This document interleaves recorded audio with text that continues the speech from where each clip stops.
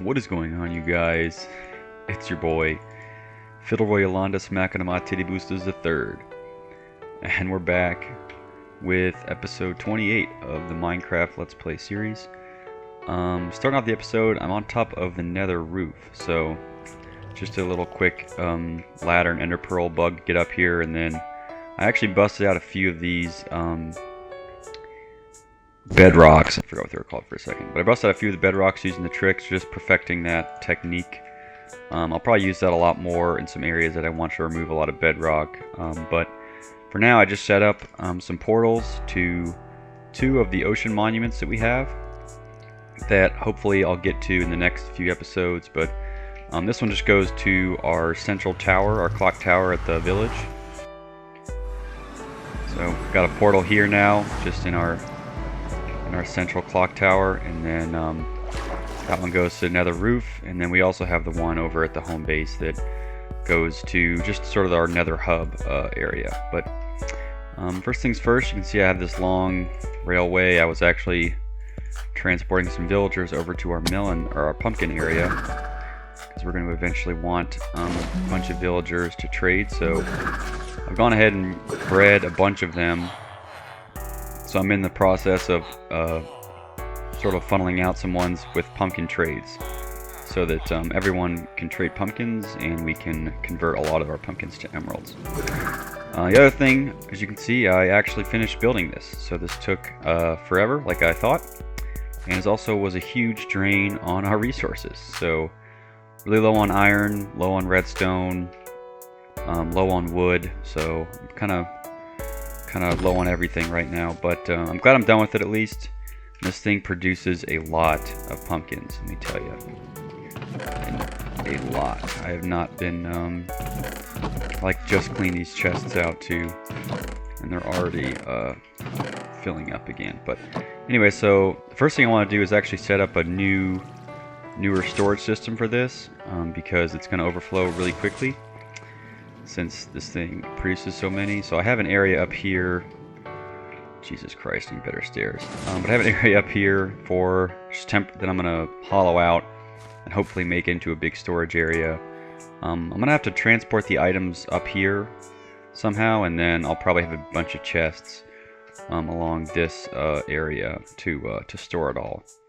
So yeah, that'll be the first thing I do, and then hopefully we can set up some villager trading areas for all of this, start converting our pumpkins to emeralds, and then I'm hoping to spend the other part of the episode sort of working on the Nether Roof and some other areas, sort of housekeeping stuff around the village. So yeah, I'll get started sort of working on this pumpkin storage area, because that's going to be a big thing, yeah, I'll see if I can figure the best way out to get all these items up here.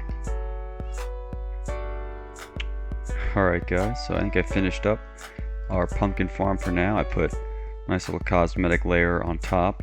We can go back and tidy this up a little bit more if we want to later, but for now I'm going to leave it how it is. I think it looks pretty good. So I dug out a big area for our storage system, and then I had to make a lot more hoppers, so I used a bunch of our iron. But basically the way I decided to do this was to have 5 different hopper lines. So one for each of the lines of the farm. So there's 4 lines on each of these. Each correspond to a hopper line, and the 5th is what comes down from the back water down there. So sometimes the pumpkin will break and get pushed off into the water stream back behind, and it'll flow down to this hopper line here in the center.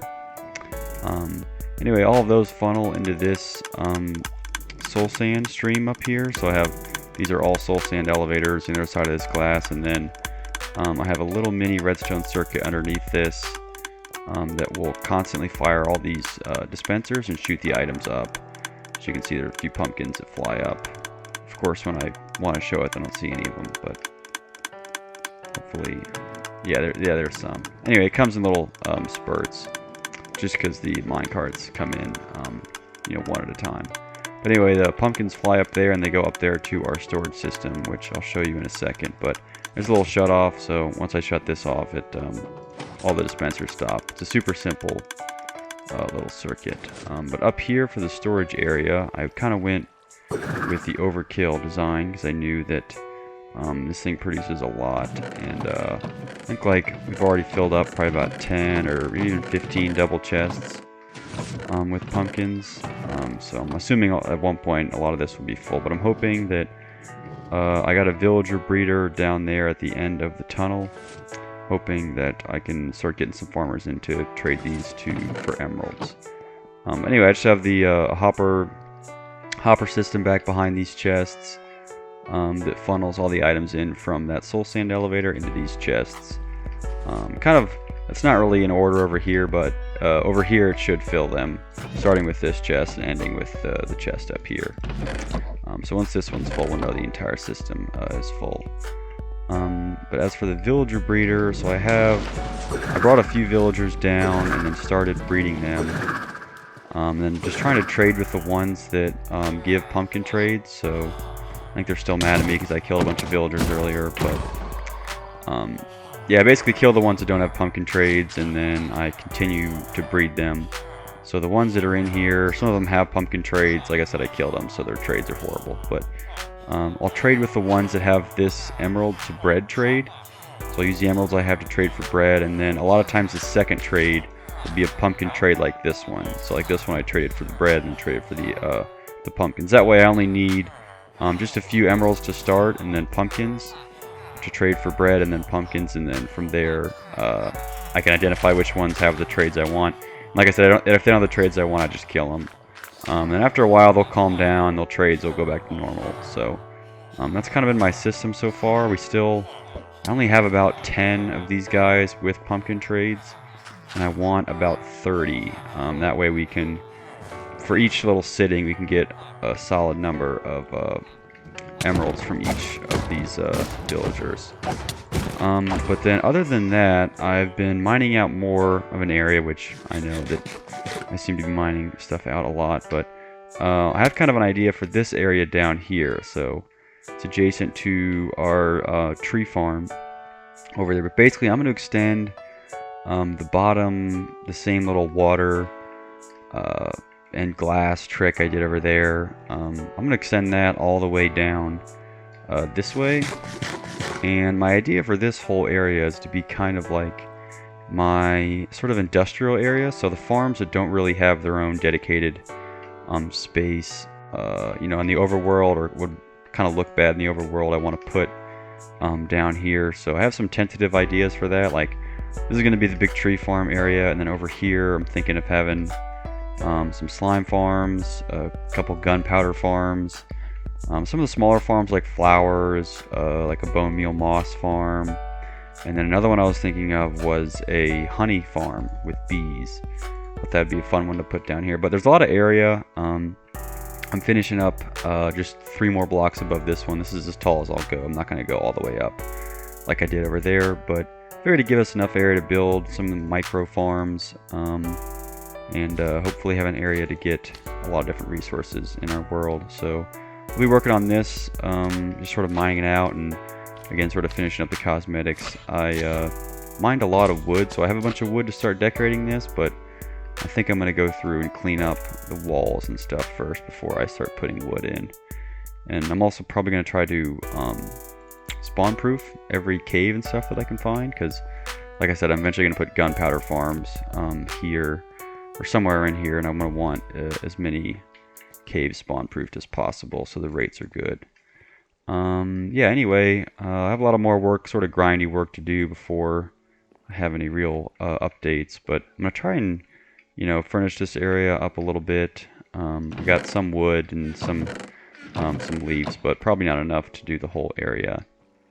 But yeah, so I'll be doing this sort of in the background, but I'm thinking the next thing I can do is go to the Nether Roof and sort of scope out and plan out for a big guardian farm, or at least to sort of dry out a ocean monument. I was thinking of the word, an ocean monument for a farm, or even just for like a little base down there. So I'm gonna go to the Nether Roof, get some supplies, and start sort of mapping out what that's gonna look like, and then yeah, we'll go from there. How the fuck did you get up here? Get back here. What the? Wait a second. How the fuck did you get that? Where did you pick that up from? I don't trust this guy. What? Okay, this guy's a douchebag. He just has unlimited land to teleport to. Alright guys, so we're on the Nether Roof here. That's the portal to our village. And these two over here are to the two ocean monuments. So I kind of want to decide which one is going to be a guardian farm and which one's kind of going to be some kind of big underwater build. I'm not quite sure. But I wanted to scope out this area and see what these two monuments look like. So, alright, so this monument has a little bit of nearby land. So that's a mountainous area over there. That might be a more decorative one. I think the other one should be over here, if I remember correctly.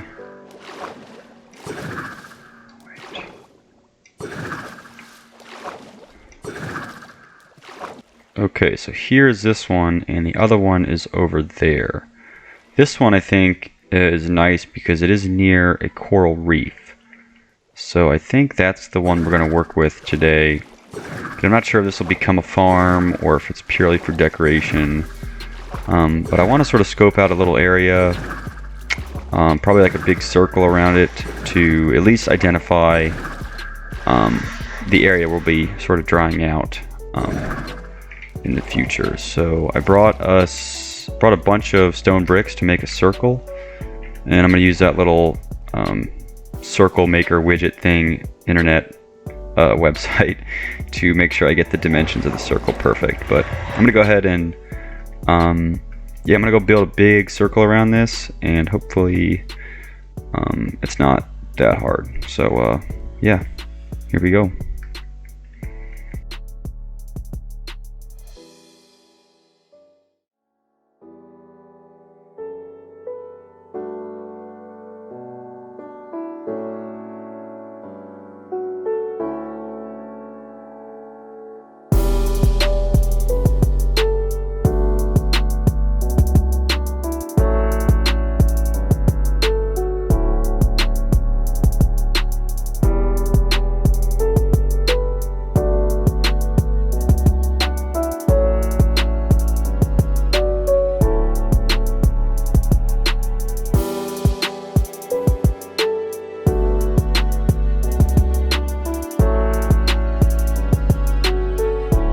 Alright, there is our circle. So this is a 48 or 49 radius, so 98 on the full diameter, and it should encompass comfortably the entirety of the monument. So I think what I'm going to do now is just get a bunch of sand and start sort of putting an outer boundary on this with the sand. I'll probably have to knock out some of the kelp first down there. But yeah, the reason I made this 98 not 100 is that I want the sand on the outside to be the 100th block. So the outside sand will be the 100, and then this inner half's only the 98. But yeah, then I was thinking I was going to segment this up into like little grid sections. That way you can sort of section this off and make it a lot smaller. It's pretty common. And I do have probably like a stack and a half or 2 stacks of sponges we could utilize down the process, down the line. But yeah, so I'm going to start getting some sand and start putting a little outer boundary around this thing, and we'll see where it goes from there.